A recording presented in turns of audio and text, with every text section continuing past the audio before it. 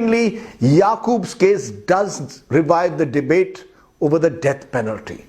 We have to ask ourselves, what are the circumstances that necessitate the implementation of the death penalty? Remember, there are more than 1,000 people who've been awarded the death penalty, but only 3 executions in the last decade: Ajmal Kasab, Afzal, and now Yaqub Memon, and the case of Dhananjay. 4 cases. Now, if that is the case, what about the remaining? Should they remain in this queue system?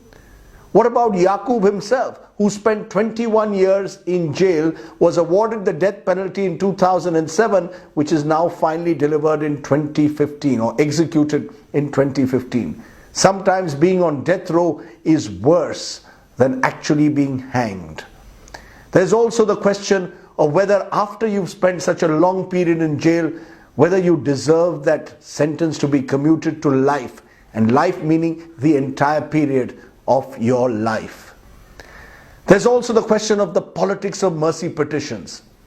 Are mercy petitions going to be decided on the basis of the gravity of the crime, of the nature of behavior of the person who's been convicted, or on the political clout that an individual has? Rajiv Gandhi's assassins get support from the Dravida parties, get away.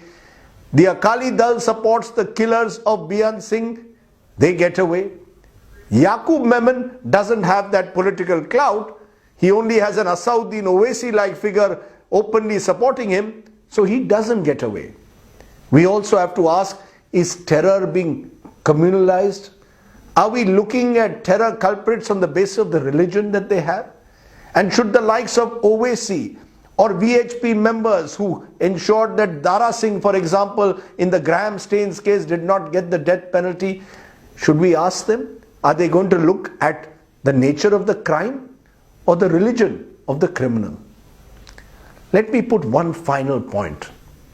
The 1993 Bombay blasts were a direct fallout of the Mumbai riots of December 92 and January 93. This is what the Sri Krishna Commission, which was appointed to look into the violence, explicitly states. And as a reporter who covered the riots and the blasts, I can say that is 100% true. The fact is, 900 people died in the Mumbai riots.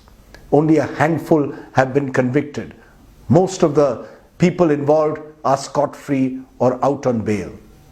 Which is why we must ask, are only certain types of crime going to lead to this public anger and outrage that results in the death penalty?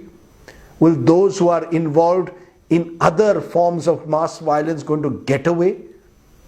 Is killing your neighbor no less worse than a terror act? And that's the question I want to raise at the end. Those who instigate riots in this country have sometimes got state funerals. Those who perpetrate terror acts deserve to be sent to the gallows. But what of the rest? It's an inconvenient truth, I know, but it's one that I will continue to ask.